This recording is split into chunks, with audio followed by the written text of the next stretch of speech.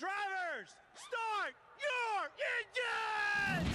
Tuning up your work week, it's MRN Motorsports Monday, presented by Outback Steakhouse. And brought to you by Hercules Tires and Grunt Style Apparel. Warning, please keep your arms and legs inside the vehicle at all times and do not beat the host. Here's Cain and Rocko Williams. Welcome to another edition of MRN Motorsports Monday. Following the races at ISM Raceway near Phoenix, it feels so strange not to say Phoenix Raceway anymore. I'm Cain, and he is not Joey Meyer. Rocko Williams joins us. No, you couldn't be. He's on special assignment. We're glad to have you here, but I think you might have a little too much hair for this show. So we'd like to offer hair care tips. Maybe we can get to that a little bit later on. You are the co-host of Crew Call Wednesdays at noon at MRN.com. Tell the folks a little about Crew Call before we get too deep into it here. First of all, pleasure being here. Thanks for having me as a fill-in for the incomparable Joey Meyer. He is incomparable. Lack of hair and all, but pleasure being here. And like I said, as you said, and the co-host, Sammy Jo Francis is my other host as well. And she's been on special assignment too, right? She has. She's been on very special assignment across the country. Actually, she was in Africa on special assignment, and basically we talk about all things pit crew and anything involving the crew. We offer a lot of insight to behind the scenes or what these guys go through, and the races are broken down, and we have a lot of fun with the show. A lot of fun. Yeah, all right, well, let's have a lot of fun here.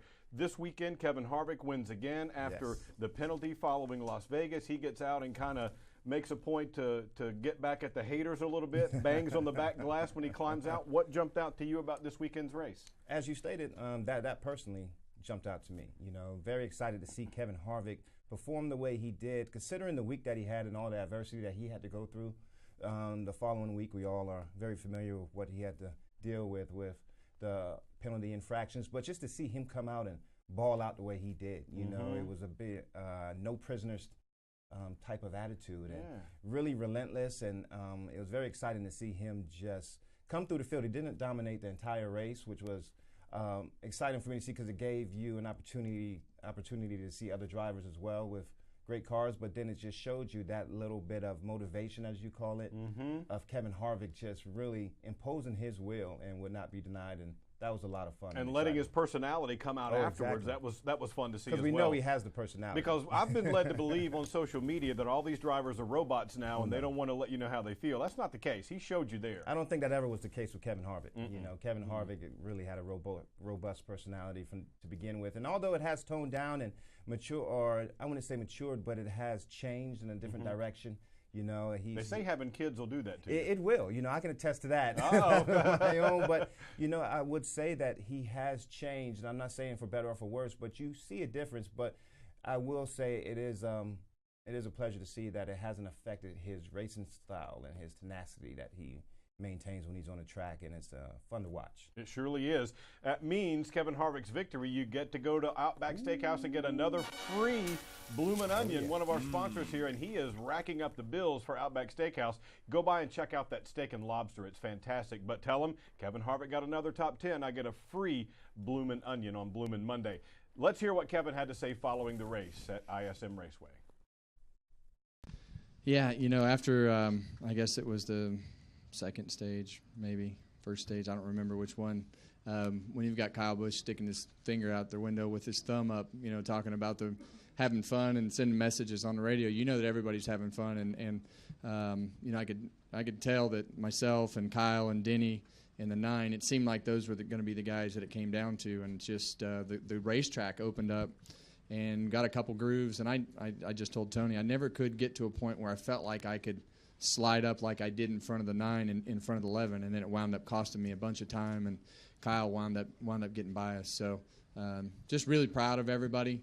After everything this week, everybody just came here just mad, chip on their shoulder, wanting to do exactly what we did today, and that's the type of determination and grit that you want in a race team, and it's there's nothing better to be a part of than something like that, because actions speak a whole lot louder than all the words that I can say this week, and tweets that you can send out. The parking that thing in Victory Lane is the most powerful thing, most powerful message that you can send, and says the most about our organization and our team.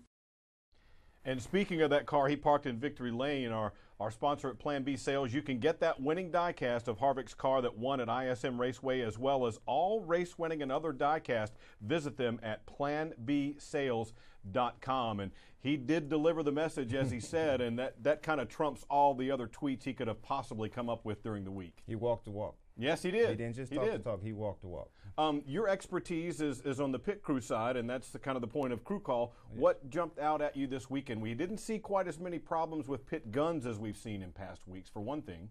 One of the things that jumped out with this race in particular was the comfortability, if that's the word. If that's a word, but I see a lot of the crew members being See, we tease Joey when he comes up with a word, so you get one too. Oh, that's what there you that go. was. So we want you to feel right at home. There you go. I was taking it back at first, but no, I see the crews being way comfortable, you know, with doing the stops. And when you're comfortable, sometimes you let your guard down. And I saw some mistakes that came about because of that. You know, with the 11 car had issues, the 18 had car issues on the money stop, and I would say that just looking at him and breaking down film, it was a byproduct of letting your guard down and being comfortable. These crews are becoming faster on a week-by-week basis, and when you do that, you just have to maintain that focus and that emphasis on the fundamentals. So I believe that was the issue that I saw. All right, there you go. Take a quick break here on Motorsports Monday. A big program for you. Stick around. We'll preview Auto Club Speedway coming up, the last stop as NASCAR goes west, and a whole lot more on the program. Stick around, everyone. I'm not blooming good, I'm blooming great. Put a shrimp on the barbie and sizzle my steak. Woo, I want that onion to bloom, and it get in my senses like a sonic boom. No rules, just right. So cold, so nice, and I'm so ready for that Outback steak tonight. Outback Steakhouse, that's what it's all about. Outback Steakhouse, blooming great. Chris Crockett here with one of the heads of our Toyota racing family, Martin Truex Jr. Doing great, Chris. Thanks for asking. I hadn't asked, but was about to. Great second question, Chris. Car feels great, and no pressure because of last year's results. How do you know what you're about to ask? Yeah, you're blowing your mind? Relax, Chris. Being out in the lead is what I do best. That is amazing. I know. NASCAR and Toyota Racing. With a family like this, who knows the places we'll go this season? Learn more at toyotaracing.com. Toyota, let's go places. NASCAR is a registered trademark of the National Association for Stock Car Auto Racing, Inc. Are you a serious diecast collector? Do you have a favorite driver? Are you looking for a gift for a race fan? No matter what the question, the answer is always PlanBSales.com. Plan B has all the latest in diecast from Lionel and apparel, artwork, and other items for your favorite driver in NASCAR or other forms of racing. Go to PlanBSales.com, key your driver's name in the handy search window, and look at all the options. Your one stop for diecast and other motorsports collectibles is PlanBSales.com. Final time into turn one for Kevin Harvick. Rides the low line through turns 1 and 2. Leads the field through the dogleg. Up the back straightaway for the final time for Kevin Harvick. Still 8 car lengths in hand, right to the bottom of the racetrack. Lap traffic ahead. Won't be a factor off turn 4. A simply remarkable performance yet again for Kevin Harvick. Off 4. Final time across the stripe. The checkered flag is out. And Kevin Harvick is a winner for the 9th time here at ISM Raceway. There it was. Freaky fast was Kevin Harvick for sure. Once again, we've said that for 3 straight weeks now. And again, he jumps out of the car, and first thing he does is bang on that back glass to say, see, everything is all right. They really had it going on. He mentioned a couple of times there when Kyle got by him and other guys were in the mix as well, and it was fun to see. But my gosh, they really have it going on right now. Momentum is real in racing as it is in other sports. It is. I wonder how you can apply that momentum to an automobile. As you know, stick and ball sports, you get that momentum when you're playing basketball or football. You might make a couple of great plays and in succession, but it just really seems like that momentum is applicable to that team right now, and how it translates in building a race car and making calls on pit road. At the same time, we had their Jackman as a guest of ours last week on Crew Call, Stan Doolittle, and he alluded to the fact that when you're running, when your driver does so well, and I did hear a tidbit about a pre-race speech or a letter that Kevin sent to the team that really inspired the guys. When you have that type of admiration towards a driver, and not only the admiration, but when he's balling out, as I like to say, he's doing, it creates the momentum translates to the pit crew as well. And they had that money stop on that green flag stop, which kept him in front. And like I said, the 18 was right behind him, and his car was very similar in speed up to a point. But that money stop, not only did he stay out 4 laps more than Harvick did, that money stop, I think it was 2 seconds off with that jack handle slipped, and he had to re-jack on the left side. That cost him. On the green flag stop, you can't have mistakes like that. I mean, the time, 2 seconds is equivalent to 200 or so feet, on the racetrack. That's too much to make up when the cars are that equal. Yeah. We mentioned the momentum thing there, and you talked a little bit about how it might impact the pit crew. We've seen examples in the past where guys have kind of thrown their guys under the bus, like, oh, if we hadn't had that bad pit stop, or, oh, we got to get this cleaned up. That dynamic versus, come on, guys, we got this. I don't care what anybody says. We're all in this together. That's got to be something from the mental side that gets them pumped up and make those moves just a little crisper, right? And it's funny you mentioned that, Woody, because I felt like there was a little bit of throwing under the bus going on there, more in particular with the 18 team when Kyle, well, actually it was the 11 car when the emphasis was put on the pit crew for the lackluster in speed, or the lackluster stop. For a slower stop that they had. A slower stop that they had. And it all predicated around the driver. He's notoriously known for speeding on pit road, and he came in a little hot. And I'm not sure if these viewers know, but the impact that a driver plays, when you're talking tenths of a second of time on a pit stop, the impact that the driver plays, whether it's a slight turn in the wheel, or even a foot or two on where you position the car in the pit box, right? Exactly. It could be monumental to the success of that stop. And I feel like the 11 car, was an example of that. He was too far. He came in hot. He was too far to the left. They jacked the left side, and being that he was so close, it took 5 pumps to get the car up. As opposed to because he couldn't make the handle go all the way because of the wall. Yeah. And not only that, when the left front tire, the front tire changer pulled his tire, I mean, it goes straight back into the jack handle, which knocks it down and just it's creates like a dominoes falling in. Yes, it does. Yeah. And if he would have had that room, I'm pretty sure that the behind the wall support would have been able to corral that tire, as well as the trajectory of the tire leaving the car would have been totally different. So it's just one of those things where it's very meticulous process, and these guys practice very hard, but with the one thing that's missing in practice is the driver. He gets his practice prior to the race, but it's hard to simulate that when you're practicing at the shop, which is why the live pit stops are invaluable, which is why a lot of guys do multiple series. In cars. Yeah, and not just the drivers, the crews as well, to get those extra reps, right? Exactly. You can't simulate race day pit stops, Woody. You just can't do it. Let's talk a little bit about that. I wanted to delve into a little bit of your expertise here about the pit crews, and we started off with only the 5 men over the wall, and the gas man can only fuel the car. Once he comes over with the can, he can help with helping repair damage if he only does that. But from the beginning of the year to now, what kind of things are jumping out at you? It seems like everybody's kind of getting into a little bit better rhythm with it and better routine with it, but there are still some minor things I think we can get a little bit better from here. The thing that jumps out is just the acclimation to the pit guns. The first 2 races, you saw that apprehension. You saw that slower speed, being that you wanted to make sure you get the wheels tight. But now that I feel, watching the race, the tire changes are really getting a hold of the speed and, within their own body frame, within their own limits, how fast they can go and get it tight. And you see the stop speeding up. At the same time, you're getting guys thrown in there. The 43 car being for an example, they had a tire change. They had an injury 2 weeks, and they had a fill-in with one of their backups, Michael Hubert, fill in.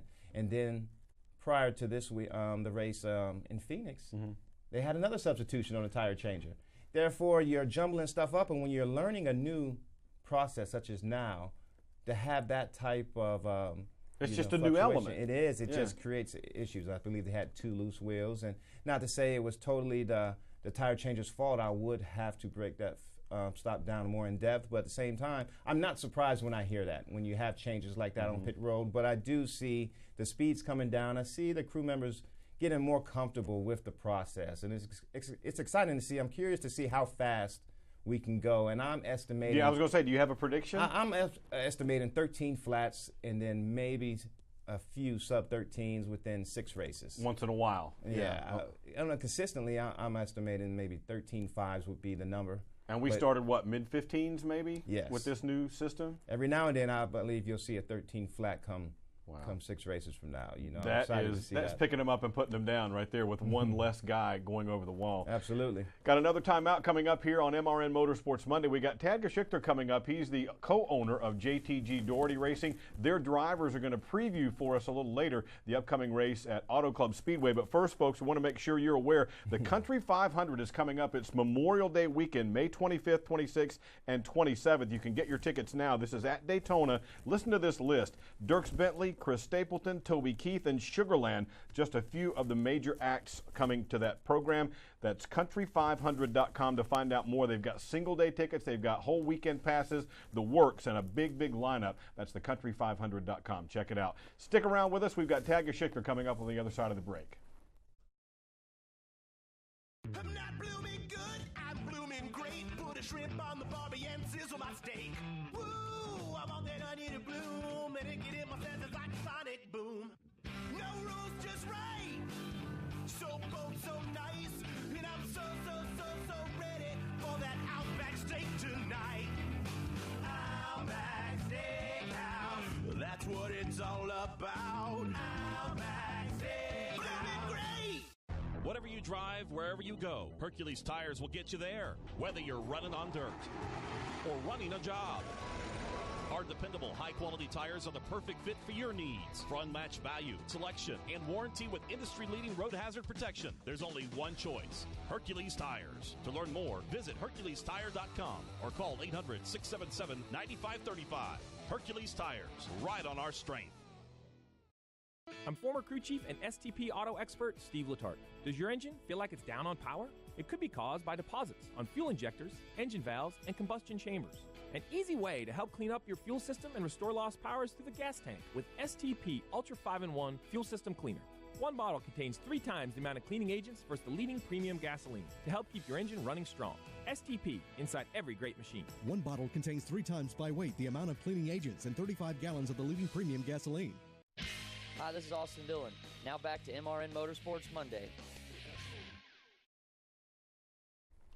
MRN Motorsports Monday back on the air after the race at ISM Raceway out in Phoenix, or more specifically Avondale, Arizona, where we actually saw some rain in the desert this past weekend. That was a little bit unusual, but we've seen it in the past before, and it was handled very well by the crews there. But now we want to bring a special guest onto the program, Tad Geschickter, the co-owner of JTG Daugherty Racing. He joins us on the guest line now. 2 drivers, A.J. Allmendinger and Chris Buescher. Tad, welcome to the program, man. Tell us about your trip out to Phoenix. It was a long ride back, huh? Yes, sir. You know, it's a long schedule in NASCAR, but I don't think any part of the schedule is harder than this one, especially for the folks that are coming back and forth each week. You know, the time zone change and heck, at points because Phoenix doesn't do daylight savings time and home does. I wasn't really quite sure what time it was while I was out there, so it was interesting. I know we have talked a little bit about the way the season has started, but from your perspective as a team owner, a lot new has been thrown at you guys. The new pit crew rules, the personnel and the garage rules. You've got the new optical scanning station. From your perspective, what kind of a start are we off to with all the other stuff that is swirling around all the teams this year? I think the racing is great. I see even the beginning of some more parity through the field. As I notice who we're racing for, you know, our team is trying to become one of those elite teams. So, you know, our goal this year was to get from, you know, running in the 20s to running in the teens at a lot of these mile and halves and mile tracks. And I notice as we're starting to do that, the teams that we're racing are some of the elite teams. So I think the rule changes are good for the sport. I think, you know, it's driving parity throughout the field, which is what the fans want. They want to see good racing from front to back. For us, we also switched, you know, to Hendrick Engineering over the winter, so that was even another change for our folks, changing measurement systems and front clips and simulation programs. So we've been busy. We got Rocko Williams here with us as well, Tad. He's got a question for you now. Hey, Tad. Welcome back to the East Coast. Thank you. I have to say, one of the things that jumps out as far as JTG is concerned is the emphasis that's been put on your look. I've always lived under the premise, look good, feel good, play good. I really love where y'all have the direction you've went in the designing of your pit boxes, the signage on your pit box and throughout your banners. What type of influence did you play in that, or what type of role did you play in that? Well, we really, I agree with you. I think if you want to become one of those elite teams, the look and feel has to be that way. For us, having a company the size of Kroger and their 400,000 employees behind us has been really a game changer for us. And it was their idea that they'd like to kind of be branded across both of our teams. So this whole Team Kroger click list operation with, application across all our stuff with Chris and AJ is I think it looks really neat. They work together with us with their graphic design department to kind of come up with new logos and so forth. But just makes us proud, and I think it's good for the sport that a huge company like Kroger is making a big bet on racing being a sport they want to market behind.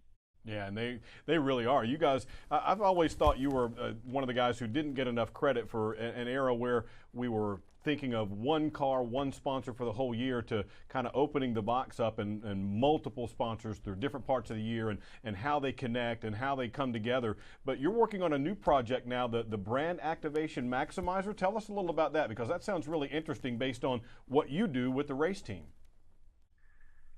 Yeah, Woody, for us, we've been kind of figuring out how to connect the dots between different brands, let them share costs on the car, but also share promotional support in the stores around each race. And it's worked really well for us. It's not sexy, getting together with the retailers and figuring out what their priorities are and how we can put together great promotions race to race to help our sponsors build their business is hard work. But through the 24 years of racing, we've built great relationships with the retailers around the country, and we just think this is an idea whose time has come. More and more people are looking at events as a form of advertising than ever before. Conventional TV advertising, it just doesn't work the same way that it used to for these brands. So, we just wanted to take what we do in NASCAR and offer that expertise up to other sports, other events, other charities and causes, and see if we can help, bring more kind of unique programs forward to the retailers and get more brands involved with our business platform. And speaking of expertise, I was reading your press release, and you have, as you stated, you have 175 years combined brand and shopper marketing, retail sales, and retail buying experience. Can you elaborate more on that experience, the 175 years experience? What does that group consist of, and who does that primarily consist of? Yeah, through the years to put together all these brands and do our NASCAR program and call on all these retailers, we've built a really nice staff that's been with us for a long time. So, the people that work on the racing program now will also be working on this BAM project. So, we have former Procter & Gamble sales and brand executives on the team. We have a former Harris Teeter buyer and category manager who came to work for us about 12 years ago working on the team. Also some former broker executives. So we've got a nice lens to look through every problem or everything we're trying to do with the retailer with a lot of different people with different experiences in the retail industry. Chatting with Tad Geschickter of JTG Daugherty Racing. And Tad, folks can find out more at activatebam.com of the program you're talking about. But you mentioned something interesting a little while ago, that the traditional methods of advertising aren't as effective for some of your clients, and I'm sure others in the racing industry have seen that as well. What is more effective for them now? What are they looking for that is changing the model of what we've seen for years? Yeah, I think advertising used to be about talking at people. Here's what my brand is, listen to me. Now I think consumers expect you to talk with them, through social media, digital media, at events. You look online, there's a lot of, the best advertising is the word of mouth with reviews at the bottom of the website. So I think shoppers just expect you to be where they are living and where at the events that they're passionate about. NASCAR's a great one, obviously, but there are others out there as well. It could be opening day at the local Little League, or it could be a big charity and cause that someone is passionate about. Those can work just as well, and we hope to bring that that it's safe to say that you're the epitome of the idea that you don't need one sponsor anymore to sponsor a race car. Really like what you've done, incorporating multiple sponsors to your race team and to help your efforts. And really can see that you really push to make that issue viable. Yeah, you know, the cost of racing sure has gone up in the 24 years that Jody and I have been doing it. And I think sometimes race teams try to make that the sponsor's issue. At the end of the day, it's not the sponsor's problem. That's our problem to solve. And every promotion, every advertising vehicle any sponsor considers has to provide a positive return on investment. So for us, it is, you know, how much Tide can we sell behind this racing sponsorship and make sure that those cases add up to a profitable proposition for those folks before they'll sign on. And that's just been kind of the way it's worked as the costs have gone up. Maybe we can only sell 5 million cases of Tide, and that only warrants a $7 million sponsorship. Now we better go find another $7 million sponsor to make sure we can make our budget. Yeah, the math catches up to everybody in the end, doesn't it? It really does. All right, that's Tad Geschickter. Tad, we really appreciate your time and look forward to finding out more about the brand Activation Maximizer. Find out more at activatebam.com. Tad, we appreciate your time and look forward to catching up with you out at Auto Club Speedway in California, right back out to the West Coast. Thanks for having me on. We'll see you guys out there. All right, there you go. That's Tad Geschickter, co-owner of JTG Daugherty Racing. And, you know, next week we mentioned that we're headed to Auto Club Speedway. Then we come back off the Western Swing, and we head to Martinsville, and that'll be STP week here. So we want to remind folks that if you're looking for more power under the hood, start at the gas tank with STP Ultra 5-in-1 Fuel System Cleaner. STP inside every great machine. Another break on Motorsports Monday. We'll come back and preview Auto Club Speedway next. I'm not blooming good, I'm blooming great. Put a shrimp on the barbie and sizzle my steak. Woo, I want that onion to bloom, and it get in my senses like a sonic boom. No rules, just right. So bold, so nice, and I'm so ready for that Outback steak tonight. Outback Steakhouse, that's what it's all about. Outback Steakhouse, blooming great. Chris Crockett, straight from Victory Lane, to congratulate the Toyota Racing family, mechanics, extremely sunburned guy, and you, Mrs. Lippincott. Your support helped Martin Truex Jr. bring the championship home. Kyle Busch won Toyota's 100th race. Screaming fan who lost her voice, that victory is yours too. And Eric Jones, Rookie of the Year, joins Daniel Suarez and Denny Hamlin on the team. NASCAR and Toyota Racing. With a family like this, who knows the places we'll go this season? Learn more at ToyotaRacing.com. Toyota, let's go places. NASCAR is a registered trademark of the National Association for Stock Car Auto Racing, Inc. Grunt Style. The American fighting spirit is in everything we make. We are 500 patriots and veterans strong, bringing clothing manufacturing back to the United States of America. Always moving forward, never retreating, never giving up. We are Grunt Style, and this we'll defend. Get yours at gruntstyle.com or on the track this week at Auto Club Speedway. Hey, this is Joey Logano, and you're listening to MRN Motorsports Monday. Joey Logano welcoming us back as NASCAR Goes West continues. We're heading out to Auto Club Speedway now. A big 2-mile wide-open track, and there's a guy named Kyle Larson who's been pretty good there. Kyle Larson has been pretty good there, you know, and I had high expectation for Kyle Larson this year. I really want to see him not blow his wad so much, race so hard early on, and demonstrate a little bit more patience, and hopefully he can do that at Auto Club Speedway in Fontana. At the same time, you know, with 5 lanes of racing there, that older track, aging surface, it seems to play into the good racing. The hands of the guys who can search around a little bit. When you see that older surface, as it was in Atlanta, a lot of excitement seems to be coming about for this race.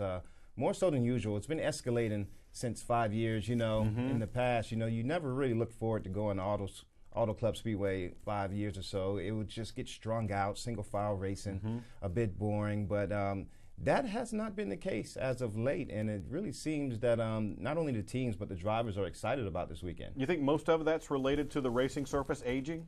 I do think a lot of it's related to that. Being able to control your own destiny, as to say, is to find multiple grooves, to search the track, to find the best line. A lot of passing. I believe that not only excites fans, but that excites drivers too. Not to mention that they did go from 500 miles to 400 miles, so not as long. More of of a race. that, please. I don't want to step on anybody's toes, but I think that would benefit the whole sport. The more we can see of that. Those I mean, cruise the race controls at ISM, for example, was under 3 hours. Exactly. You know, like I say, it eliminates the ability for the driver to use cruise control as much. Yeah, he has to get up on I that haven't wheel seen that early button. on. Is it on the steering wheel in those cars? I'm sure they have it somewhere. It might be on their thigh as opposed to the car. Could be, for sure. All right, we had Tad Geschickter on a little bit earlier, the owner of JTG Daugherty Racing. Let's hear from his drivers now as we get set to head to California.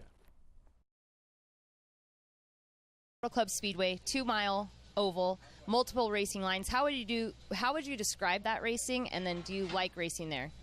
Fontana is probably my favorite large track that we go to. I'm still a fan of Bristol, but Fontana is one of the coolest large racetracks we go to. The asphalt is in just as bad a shape as like in Atlanta, just without some of the major bumps, I guess, other than the back straightaway, and then all kinds of different options for trying to cross the seams there. Racetrack over the last couple of years has put on some great races. We've actually run fairly well there, had a couple of top 10s, so I always enjoy going out there.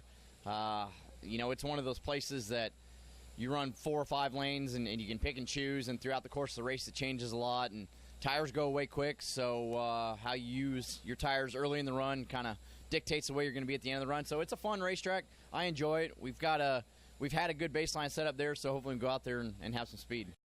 There you go, Chris Buescher and A.J. Allmendinger from JTG Daugherty Racing getting us set for the Cup Series at Auto Club Speedway. But the Xfinity Series is going to be there as well. And surprise, surprise, the Junior Motorsports guys are up at the top again. They always run well at Xfinity, in the Xfinity Series, period, but in particular at Auto Club. And I really feel like it will be a great precursor to our Sunday race and our Monster Energy Cup Series race, and seeing how the Xfinity guys get around this track and what type of racing we will have. Yeah, and a guy named, we mentioned Kyle Larson earlier, swept both the Xfinity and the Cup races there a year ago. So if he's in that Xfinity race, that's going to be something to watch as well. He's really good there. Yeah, well said. I agree with you 100%. We got Elliott Sadler atop the standings by 1 point over his teammate Tyler Reddick, by 7 over his teammate Justin Allgaier. Christopher Bell 4th in the Xfinity standings, and Daniel Hemrick with RCR top 5 in the standings. He's 21 points out of the lead. Want to thank Rocko Williams for joining us, filling in for Joey Meyer, who's on special assignment. We'll be right back here next Monday to tell you all about what happened at Auto Club Speedway and look ahead to Martinsville Speedway. I'm Woody. He's Rocko. We'll see you all right back here next week on MRN Motorsports Monday. Don't forget to head to Outback. Get that free Bloomin' Onion. It's Bloomin' Monday because Kevin Harvick is at it again.